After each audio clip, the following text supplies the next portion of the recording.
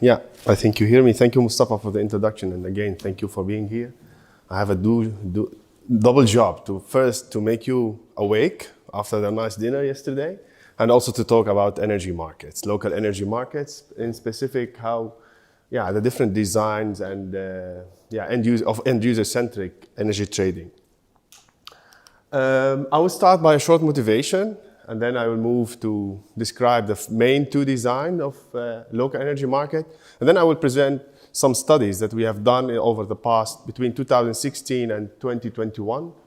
And then I will also try to provide, for people who want to also explore further in this topic, to provide some future direction for each research studies based on the experience we had and also based on what we have listened to during this very interesting week.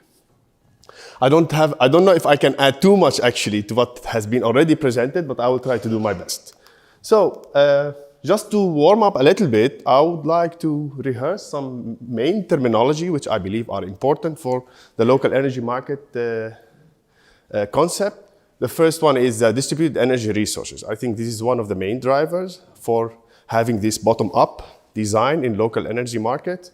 And this can be an electric power generating resources that are directly connected to either the medium or the low voltage network, such as solar or wind turbine. Could also be a stationary battery or an electric car. They all have, the last two have the functionality of bidirectional charging and discharging. The first two is more like generation. There are also some electric assets which can also provide some flexibility, like heat pumps or any other flexible assets at home or industry. Prosumers, we have heard a lot about it. We always need to define it once more. It's mainly someone who can produce and consume energy at the same time. Think of a household owning a solar panel, for instance, which is a very common example. The energy cooperative is also a very trendy topic. In the past 5 years, it represents an organized form of communities that promote local production and local also consumption, like how to match demand and supply as much as possible at the local side. And then peer-to-peer, this is a bit different from energy community cooperatives, which could also be part of energy cooperative, but if we want to distinguish it in a general term, it's like more bilateral trading. It allows entity to directly trade energy between each other in a direct way, or either within the community, or we have also seen example how we can also trade outside our community. So peer-to-peer trading in concept could be, in general, a trading between any entity or peers and in any location at any amount of time. That's in theory, but there are a lot of barriers for this. So motivation, for instance, there are different motivation. We have seen a lot of motivation this week. Technical, with increasing deployment of distributed energy resources, we need to find a way that centralized management of those technology become more challenging. So how about we try to match demand and supply locally in order to balance this, the demand and supply? So this is one technical aspect. They could also think about providing support or services, ancillary services to the grid operator, but could also be a burden on the grid, on the distribution network, if it's not operated in an intelligent way. The economic, we have seen, Nicolo mentioned there is also now a higher business case, or let's say, for local energy trading because of the high energy and gas prices. But I would also see not only the economic, but also the resilience. So the security of supply, which was also mentioned in the first presentation by here, how we can guarantee the security. Some have seen the energy community or the local energy trading as a way to provide energy locally near to the end user side. So we don't have, if any single point of failure like a power plant is destroyed, you still can satisfy your basic demand from a local generator. It can become more attractive, especially with abolishing net metering policies, like net metering we have in the Netherlands. The net metering, how much you send back to the grid, you receive the same amount. Some other countries have feed-in tariff, which is sometimes declining over years. There are also uncertainty if this net metering will continue. They have been extending this every year or two. They said 2020 will be abolished, then 2023. Now they say after 5 years. But we still receive, indeed, I have solar panels and I receive the same amount that I pay for electricity at the end of the year. So they do a billing at the end of the year. So there is an incentive for this, but this is mainly can be seen as a policy incentive to promote the adoption of solar energy, to reduce the life cycle, the net present value, or And also we have social benefits. So end user becoming part of the puzzle. Now they are producing and consuming. They think about how we can organize ourselves in a community. So there are also some social barriers. Not every society has this, but some society, I will give example, have started to think about, okay, how we can become more active. So this all has promoted the concept of local energy market, which has the potential to utilize more energy from distributed energy resources, and also can become more financially, economically, and environmentally. I didn't mention the environment, but mention mainly here you will consume from solar energy, which has a very low carbon intensity. So these are the motivation. There are a lot, but we have seen also a lot of barriers. And then the road for implementing local energy market is really full of challenges. We have seen the security aspects, the data. Eleni mentioned also the data privacy, still a big problem. The business model, we mentioned a lot about talking how we can find a business model that can bring everyone without having a loss for a certain entity in the power system.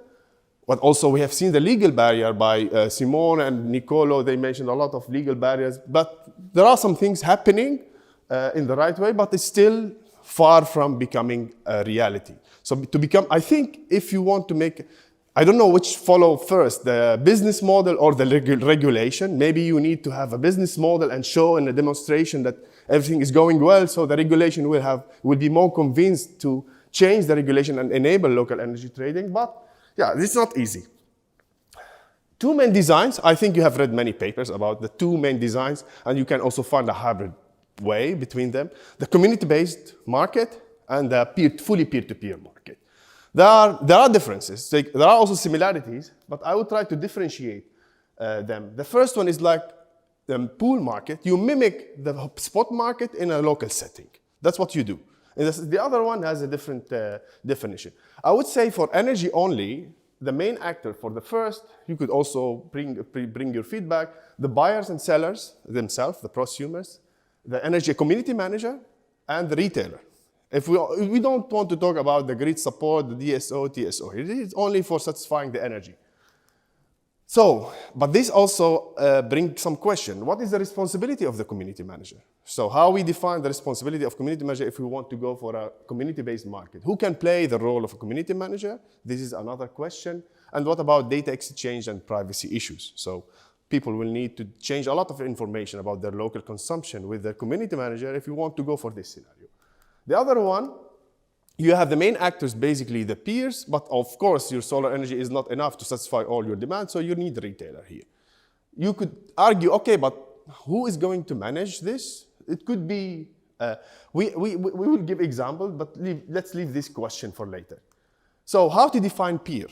A peer, I think there should be someone, it's a question that maybe we couldn't find a clear definition for a peer. Is it an end user, a household, or an electric asset, for instance, a solar or a wind turbine? Is it the community as a whole as a peer? I have also reviewed paper where retailers trading energy between each other, and they still called it peer-to-peer. Microgrids communicating energy or exchanging energy between each other, and they also call it peer-to-peer. So what is the definition of a peer here? So we need to also have a common consensus on this. Degree of decentralization. If we want, the main motivation for going fully peer-to-peer is like to have a degree of decentralization, freedom, democratization of energy. We have read a lot about this also. So what about the degree of the decentralization here? Data exchange and privacy concern remain, I think, in every design. The motives, why I should become part of the peer-to-peer energy trading, and what are my preferences if I want to participate or trade my local energy. So those are also important questions to answer. Let me then, please feel free to interrupt if you have any question. Let me start with the study that we did on community-based markets. And here we assume a very basic structure where you have the community manager, This is the point of common coupling between the households in red, and the community manager is on behalf of all the community, and it has also some communication with the spot market and also the retailer. And of course, there is some data exchange between the smart meters. There is also a feeder to maintain, you don't here create your own grid. You use the same distribution network. So what we try to do in this study, we try to define the role of a community manager. We try to define, okay, if this community manager is going to be part of the community-based market, what is the role? Since we try to mimic the wholesale market, of course, you need to do some kind of bids and offer day ahead. So you need some forecast. So you need some AI is incorporated here. So who is going to do the forecast? We assume that the community manager is responsible of doing the forecasting either in a collective way, not necessarily an individual. Like in the wholesale market, every retailer, they collect all the profile and they forecast for the next day. Okay, they clear the market after doing bids and offer, and then there is also some real-time operation where there are some imbalances between what have been promised the day ahead, so they try to also correct for the imbalances, and there is also ex-post financial settlement that is done at the end to see who has committed, who has consumed more than what has promised, and then they pay to the retailer at the end of the day.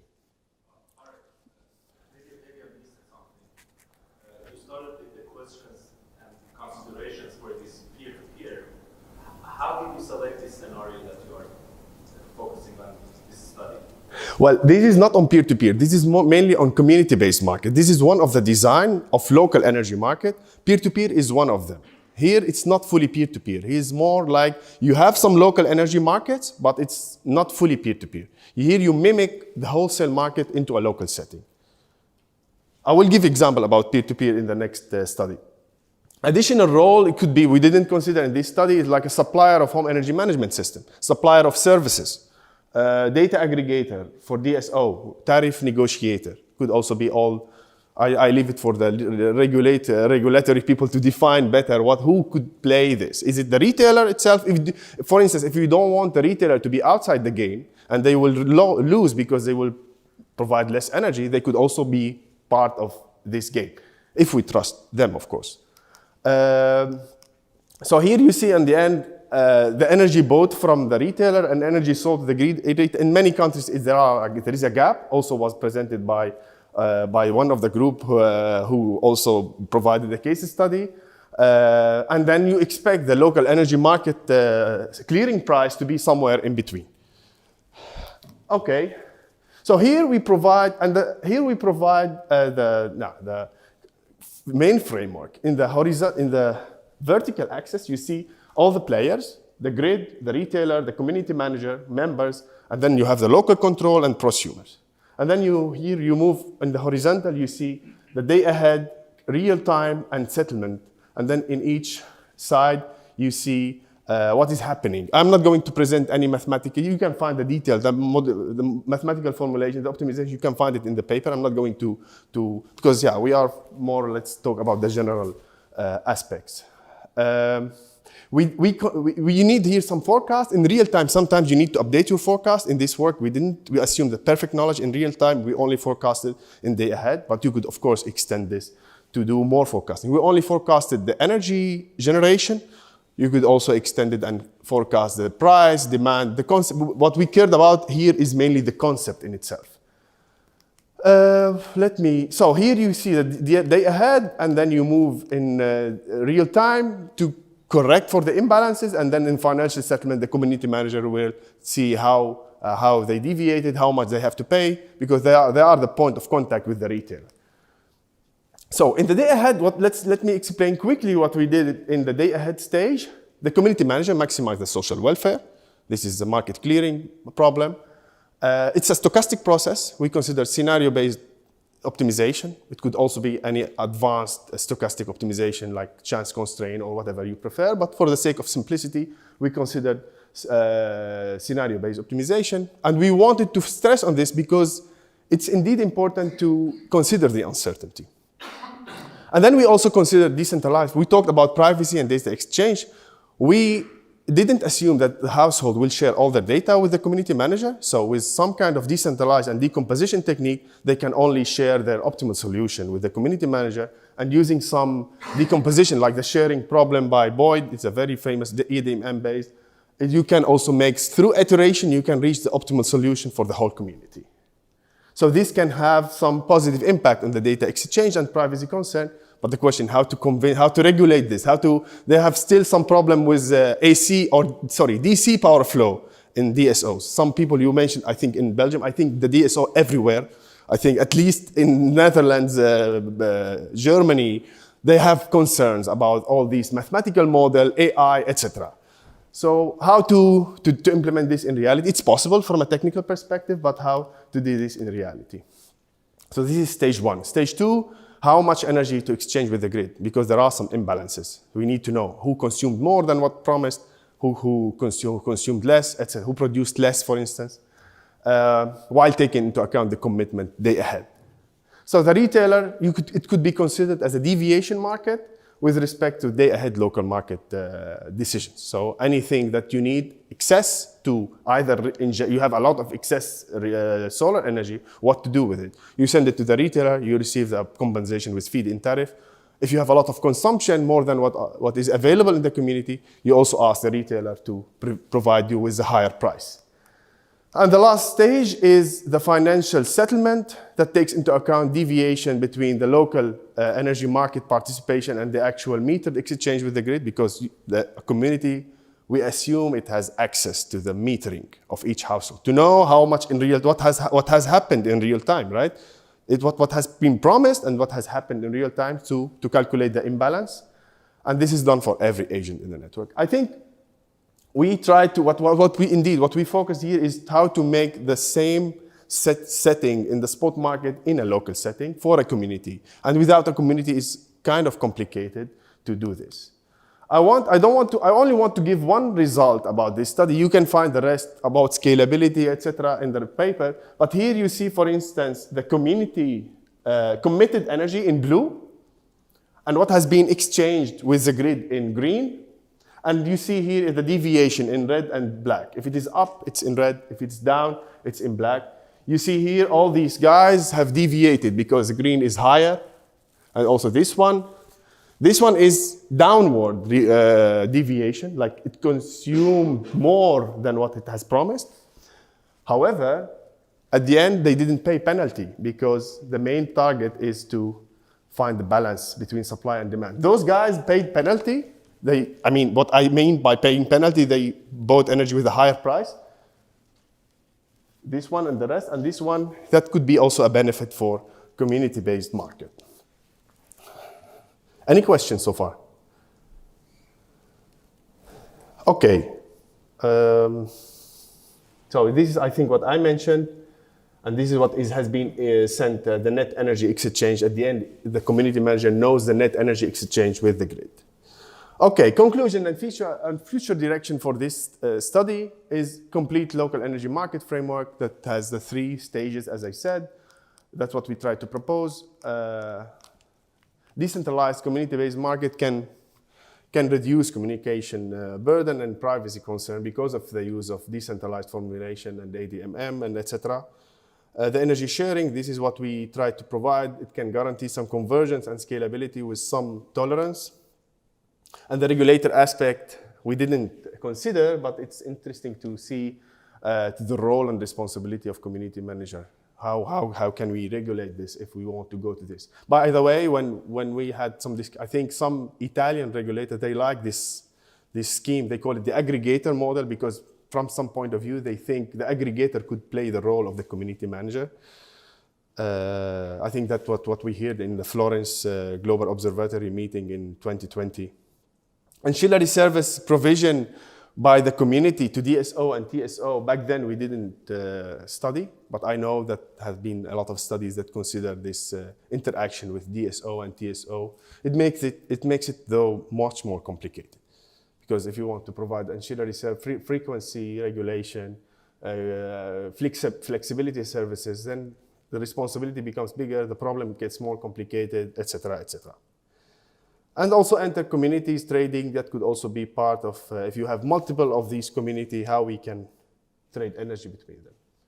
So this is the first study. I need to keep track of time, but it's okay. Peer-to-peer market. Let's talk about peer-to-peer market. Here, this is the second design where you have a fully decentralized, no central agent in theory as the physical entity.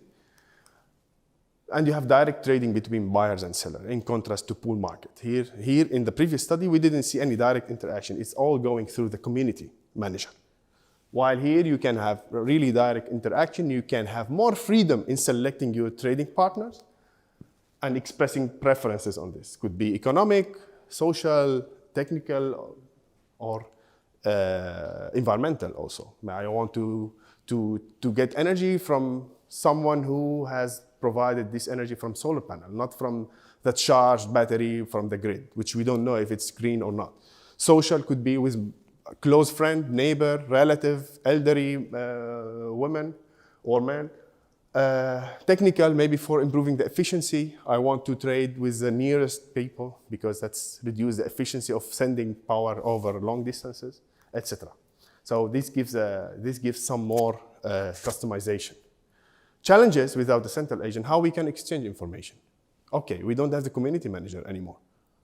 How the validation and verification of trading mechanisms, we have market clearing price, we have settlements, we have a lot of things to do. Who is going to play this role?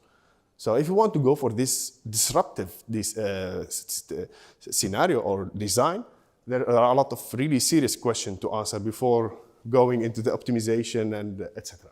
Security and transparency, how we guarantee, and also fairness. How if I trade with you, how I'm going to pay you? How you guarantee that and what if I send you energy and you tell me next day, no, you didn't? How to guarantee all this? There are a lot of challenges, not only related to the energy or electrical engineering. That's why the blockchain smart contract popped up as this is the good solution here. It is in some scenarios. Why?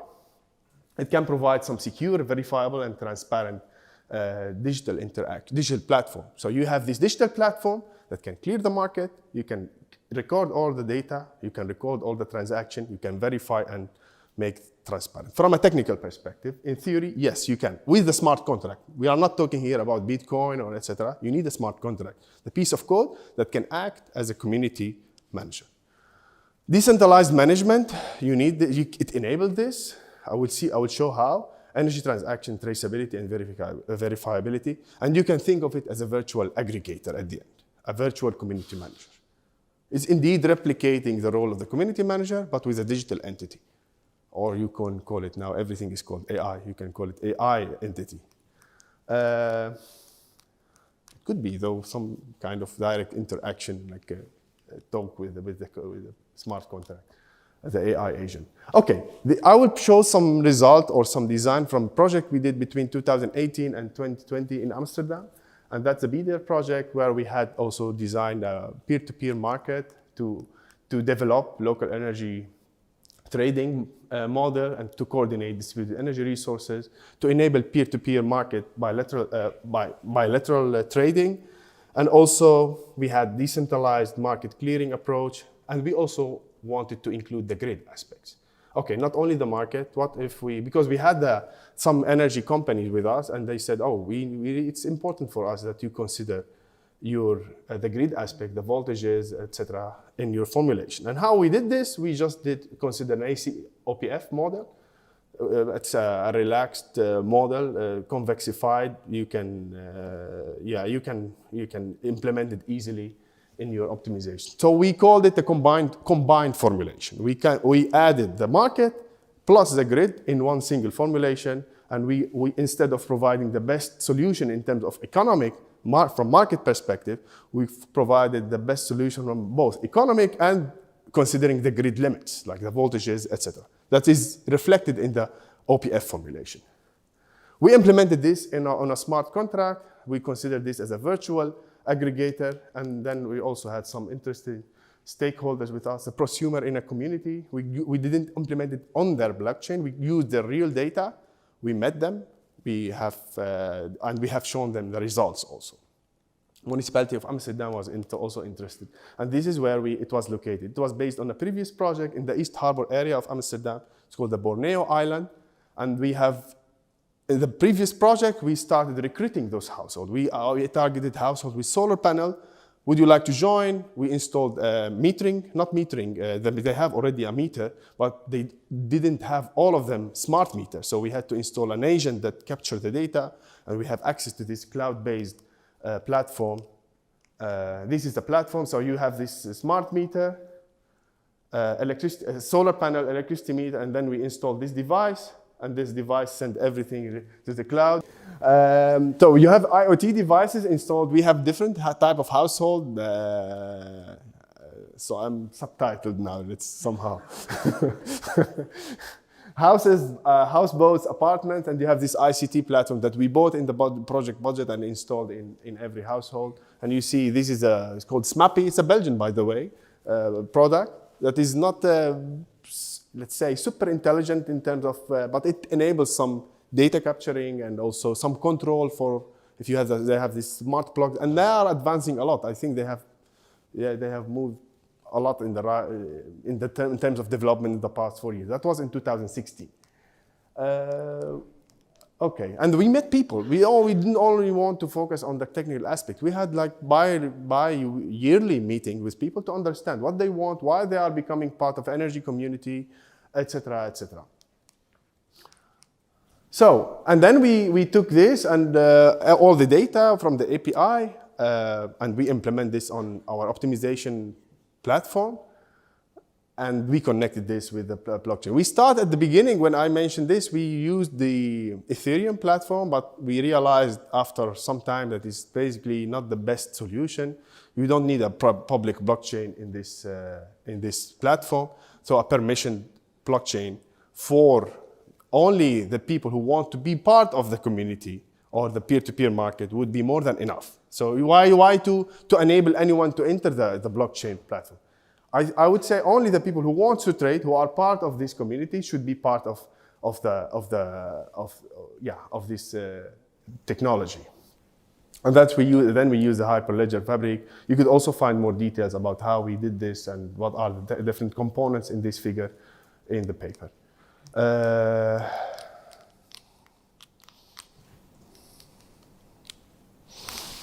Okay, so, and we focused on two main strategies. We talked about preferences, how we set the preferences, and we incorporated these preferences in the optimization problem by having a coefficient in the optimization problem. And when we proposed two strategies, the first one is basically economic, like supply and demand, who provides me the most. The matching is based on, okay, I have this demand at this hour of the day, and I found the best match for me is the one who provides the solar or generation that is as close as possible to my own demand.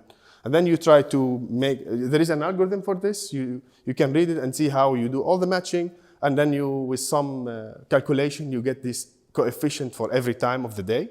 It's like a big matrix for every household. And then you incorporate this coefficient in the optimization problem. And then you solve it. And then since it is a minimization problem, the higher this coefficient, the least favorable to trade with that person, because it's a minimization. The other one is more distance-based. It's like you have a multi-way tree, because you have a radial network, so you don't have loops. So between each 2 points, you can find the distance. And you can give a value for this distance. And then you say, okay, I want to have like kind of a proxy for energy efficiency and trade with my nearest neighbor or my nearest person. And then you have the matching between the two nearest partners. And then you also need to make some kind of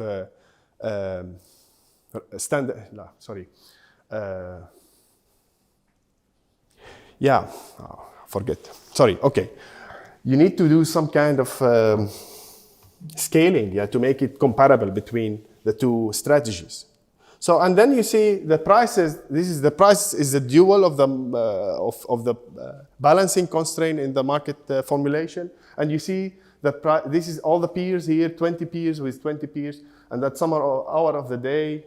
And that's basically how much they traded for each scenario, for distance-based, you see more trading is happening because it's easier to match. It's easier to get matching. While there, sometimes if you don't find a matching partners, you just drop.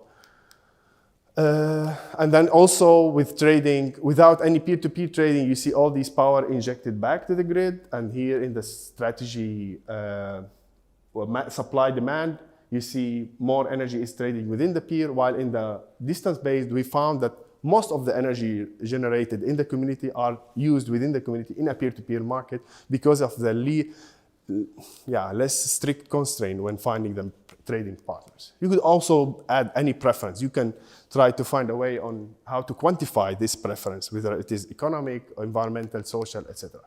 So this is the challenges here is how to define peers, quantify their preferences, the grid tariff and transaction cost. We didn't consider the grid tariff and transaction cost. It's only energy, but this is not everything. You have the grid, you need to use it. Also, it was presented also by you, how we can add a kind of, is there any tax in some countries? Yes, if you, in Spain until recently, they had tax on generating solar energy. Until not so long time ago, they removed it. So if you produce solar energy at home, you pay tax for it. So we don't consider that, we don't also talk about the tax. Transaction cost, if you want to use a blockchain, is there any fee for this? Who is going to provide this platform? We talked about the technical aspect that it's possible, but who is going to own and maintain this ICT platform? Who is going to update the software? Who is going to update the software? The people? No, you cannot count on them on updating their agent or modifying their optimization problem, adjusting the coefficient. That's not going to happen at all.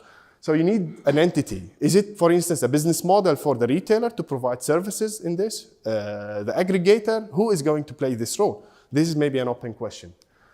The regulatory aspect, direct trading in many countries is not allowed. In the Netherlands, for instance, I was happy to hear some progress in Belgium, but not everywhere. Grid constraint and ancillary service provision could also be part of any market. How many of you is working on grid's support application by peer-to-peer? Ancillary services, DS, okay. And how do you use it, for instance? For the DSO or the TSO? DSO, okay. So this is the end of the second study. I don't know if I have much time for 25 minutes. I still have. Okay, then I can go for the last study. The last study is mainly focused on end user. This was the last study we did in the BDER project. That's mainly on end user preferences for trading peer-to-peer or becoming part of a community. What are their preferences? So we did some, I think Esther mentioned something like this, also some PhD also did some research on this. So we also wanted to know this for the Netherlands. How people trade, so their main research question, what are the preferences of prosumers for peer-to-peer exchange of locally generated renewable energy, electricity, or renewable electricity in the Netherlands? And for this, we had two sub-questions. The first one is how to do the preferences differ between prosumer subgroups. We tried to find subgroups and how are there differences between their preferences or not? This is the question we had. The second question, are they willing to trade energy peer-to-peer for non-monetary reward or non-monetary return? This is also another important question because that can help a lot in promoting the peer-to-peer. It's not to prove that's not only economic. And we did this study with a former master student also. We tried to identify the prosumers' socioeconomic characteristics, if they own distributed energy resources or not, if they are part of energy cooperative or not, if they care about non-monetary compensation, and then their attitudes, is the environmental, communal, technological. And based on this, we have identified them in subgroups. And then we asked their preferences for electricity trading, and we identified 4 preferences here. And then by knowing this, we could get some insights if they would like to participate in peer-to-peer or they would like to continue in a feed-in tariff scenario. We realized there is a gap between intention. We used a discrete choice experiment. I'm not very expert in this, but we have found that this is a good method to know the preferences of end users without directly asking them. I think some of you are also working on this. So, and we found a gap between the intention and behavior. And what we see, for instance, there are a lot of facilitators for being part of an energy community or adopting a solar energy, but there are also barriers. Like barriers could be, okay, investment cost, uncertainty about the net metering and feed-in tariff, why I should adopt a solar energy if I don't know what will happen. Is it gonna be return my investment in the future or not? So maybe I prefer to stay like I am, and net metering, that's more secure. But there are also facilitators, like energy cooperatives are doing great job in making this, increasing the awareness and encouraging people to become more prosumers or being part of an energy community. Maybe they own a wind turbine and okay, you don't need to adopt a solar panel, but you could buy energy from the wind turbine that we generate, maybe with a lower price, but maybe just the same price, but you guarantee, and you see it's a wind turbine. But there are also barriers. For instance, many people don't, you heard about not in my backyard, they don't want it to be close to them. Wind turbine is noisy, that kills birds, etc., etc. These are serious concerns that we need to take into account if we want to talk about larger scale. So we did a survey. I'm going to go quickly on the methods that we use. We use the literature review and expert interviews, and the question about prosumer characteristic, and the discrete choice experiment that's mainly contains attributes, and for each attribute you have levels, and then you randomize this and ask people what they think about each attribute that you identify. Of course, you have also the prosumer interview. You interview them to refine also your result, and at the end you add an extra level by distributing another survey to ask more questions to get more insights about their socioeconomic factors, etc. All these details you can also find. So the discrete choice experiment, just quickly, is just a quantitative attribute-based survey technique. People working on marketing, they should know more about it than I do, but we found it very relevant for this study. Used for assessing individual preferences and based on choices regarding attributes which characterize alternatives. So there are alternatives for decision-making, for any decision-making problem. It's used in marketing for online products, anything. It could also be used in local energy markets. And by the way, Esther, she was one of the first who used it, for instance, in her PhD, and she also helped us in getting access to the the platform that enabled the DCE. So we defined 5 attributes with 3 levels only. We didn't want to complicate things. The first attribute is CO2 emission, low, medium, high, selling price, social, and how much you want to sell your energy. Is it 10? And we also diversify it. Social connection. If you want to trade you don't care about social connection when doing peer-to-peer trading. You want to have a direct control, or you want to do peer-to-peer trading with a friend, a neighbor, someone you know, etc. Additional effort, how much effort you want to spend on this, from a technical perspective, on your app. 0 hours per month, 2 hours per month, 4 hours per month. We have been advised not to go above 4 hours per month, because it's too much for people to spend more than 4 hours per month on an app or a platform, at least on average. Improved efficiency, this is also important to quantify if they care about the technical aspect in the grid, and the self-sufficiency, to know about their environmental attitude, a little bit more about their environmental attitude and self-consumption.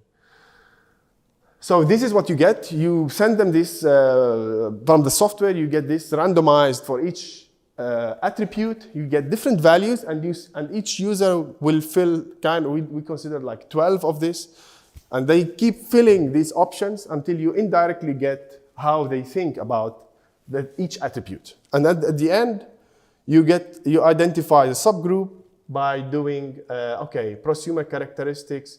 I mean, what was the reason for installing a renewable energy, distributed energy resources? That's for prosumers, not everyone. The environmental community and technological attitude, for instance, if they feel, in the survey, we ask them if they have a strong identification with their local community. And the socioeconomic characteristic. What is the household net income, for instance, to know more about how the correlation between the socioeconomic aspects and the willingness to participate or their preferences in trading. So this is what we get as the first result. Most of them, they have the relative importance is so high for the CO2. That's in the Netherlands, by the way. I would say, if I'm critical about my work, that's not representative for all provinces or all. Most of the people we get is mainly either in Utrecht or in Amsterdam, which are known to be a bit more like pro-environmental attitude. But due to the lack of contact, we had a very big contact, but we ended up with limited, as any survey, not everyone wants to participate. We ended up with around, I think, 80 respondents. And this here, you see the value for each. And then you see in the DCE, you get a utility value for each attribute and for each value of the attribute. For instance, in the CO2 emission, you see for low, very high utility. Some people say, okay, medium is okay, but of course not so high. This is a negative utility for high CO2 intensity. No one wants to get energy or trade energy from someone with a gray source of energy. You talk about the selling price, which was, of course, everyone wants to sell a price at the highest possible, 20 cents per kilowatt hour. Social connection, which was interesting to see because most of them wants to trade energy with a close peer, with someone that they know, which really stressed on the importance, and we had some discussion about how important it is for people to being able to trade or to help each other or help someone they know, or at least they have some context about. Because we also asked them if they would like to have come with a school, for instance, with a hospital that needs energy in an emergency, and they are also positive. It could also fit under the clause in this case. Additional efforts, of course, they want to spend, most of them, 0 hours per month. They don't want to have any control over technical control. They really don't care about. We talked also in this week about how much effort they want to spend on the technical aspects. Efficiency improvement, apparently they were interested in improving the efficiency because we also gave background. What is efficiency improvement? That means, okay, less sending energy over shorter distances, reducing losses, etc., which is good for the grid, for instance, in an indirect way, in a simple terms for them to understand. Self-sufficiency, of course, high. They all want to have a higher self-sufficiency, and then the surplus could go for trading. So this answers sub-question 1. For 7 characteristic subgroups and with subgroups with significant differences in their trading preferences were identified. For instance, members of energy cooperative, selling price is less important because they already joined an energy cooperative, which has a high societal or environmental aspect. So it's not very important for them as not being part, at least relatively speaking. Trouble with using new technology. This is one of the findings. According to our sample, they don't want to put efforts on the platform itself. Don't mention blockchain to them if you want to implement it, or not even a simple AI technique. They don't care about this. Maybe they are interested to see how much they generated per app or how much they consume, but not so much. So alternative compensation, 60 of prosumers stated that they would give surplus electricity for free.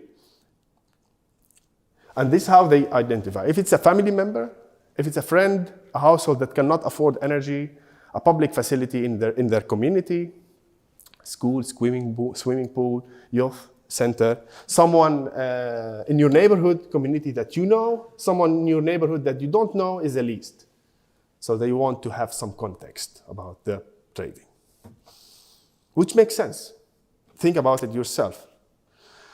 If 76% would give away surplus electricity for a non-monetary compensation, for example, free entrance to public facility. So you see the number is increasing. Okay, what if you give me some energy and I give you free entrance to this neighborhood? You know, in the Netherlands, there are a lot of buurthuis where they organize activity, etc.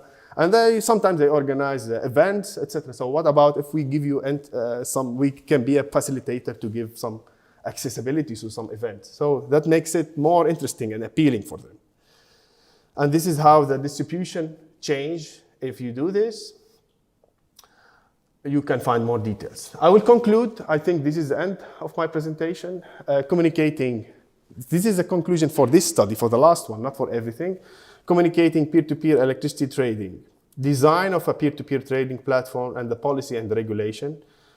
Because we had to talk a little bit, we are not politicians, but since we went to energy policy, we had to talk a little bit about the regulation.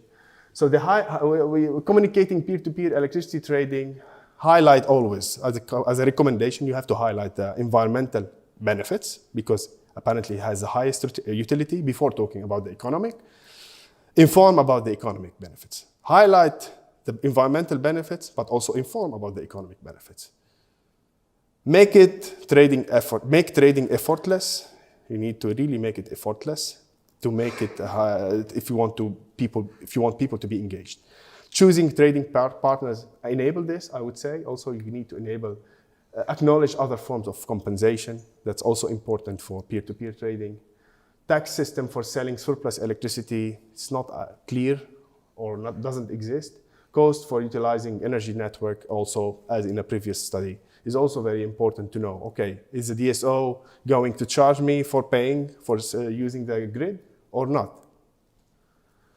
I want to acknowledge my project partners, prosumers, first the prosumers, for sharing their data, for enabling this to happen. Without them, I think it wouldn't have been possible. That was in the parent project. My energy partner, Hugo Nissing in Resourcefully, Energy Coin Foundation, Anna-Marie, and Bloxico, who provided great support in the blockchain development on the Hyperledger. And of course, the collaborator, Gijs van Leuven, who did his master's study in he's here. He did his master's study in this project. It was very useful and effective. Elena, also my previous master student. José Luis, who did a postdoc in the first project on community-based market. Thomas Bouwen also was a former colleague. Madeleine and Wilfred, who were also my former colleagues at Utrecht University. With this, I would like to end my presentation, and thank you. Feel free to contact me now, coffee break, by email, whatever you prefer. Thank you so much.